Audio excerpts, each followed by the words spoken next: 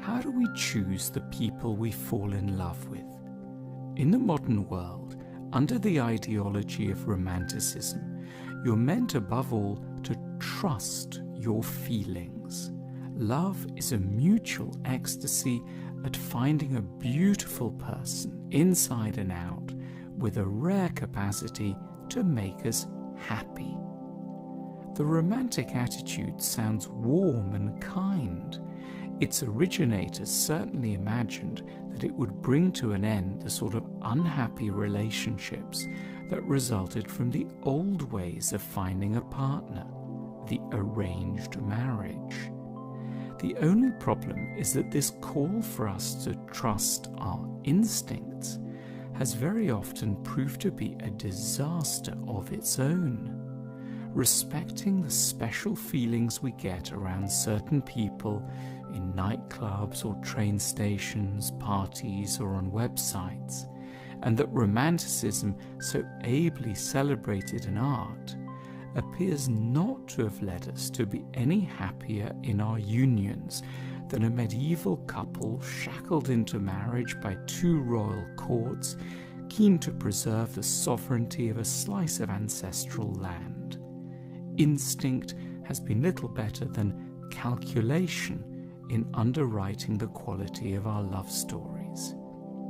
There's another school of thought, this one influenced by psychotherapy, which challenges the notion that trusting instinct invariably draws us to those who will make us happy. That's because the theory points out that we don't fall in love first and foremost with those who care for us in ideal ways. We fall in love with those who care for us in familiar ways, and there might be a big difference. Adult love is modeled on a template of love created in childhood and is likely to be entwined with a range of problematic attractions that militate in key ways against our chances of growth and happiness as adults. We may believe we're seeking happiness in love, but what we're really after is familiarity.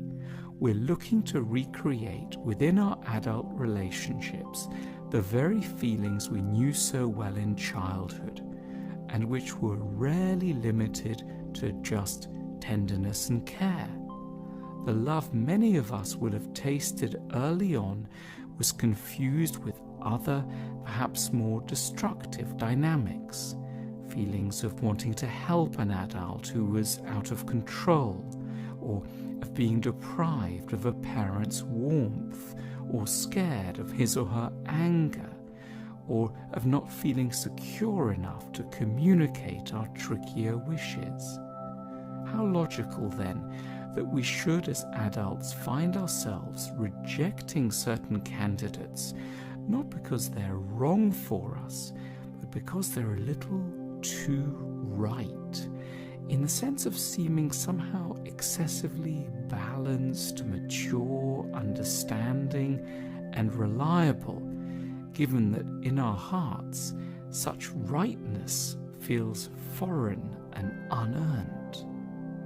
To choose our partners wisely, we need to tease out how certain compulsions to suffering may be playing themselves out in our feelings of attraction.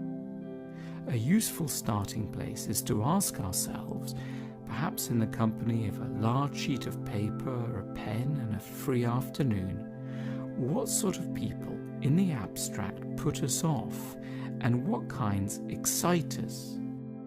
To try to trace back qualities to the people who first loved us in childhood, and to ask ourselves how much our impulses really are aligned with things that might make us happy. We could stand to discover, for example, that slightly distant and sadistic people do always seem more interesting to us than the so-called nice ones. That should make us stop and think. Our honestly described reactions are legacies. they are revealing underlying assumptions we've acquired about what love for us can feel like. We may start to get a clearer picture that our vision of what we're looking for in another person might not be an especially good guide to our personal happiness. Examining our emotional histories, we learn that we can't just be attracted to anyone. We're limited in the types we have because of certain things that happened to us in our past. Even if we can't always radically shift these patterns, it's useful to know that we're carrying a ball and chain.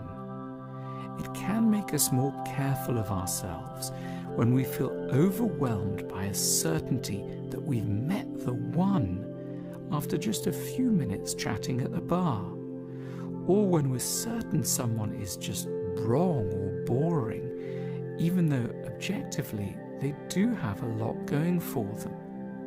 Ultimately, we stand to be liberated to love different people to our initial types when we find that the qualities we like and the ones we very much fear can be found in different constellations from those we encountered in the people who first taught us about affection long ago in a childhood we should strive to understand and in many ways free ourselves from.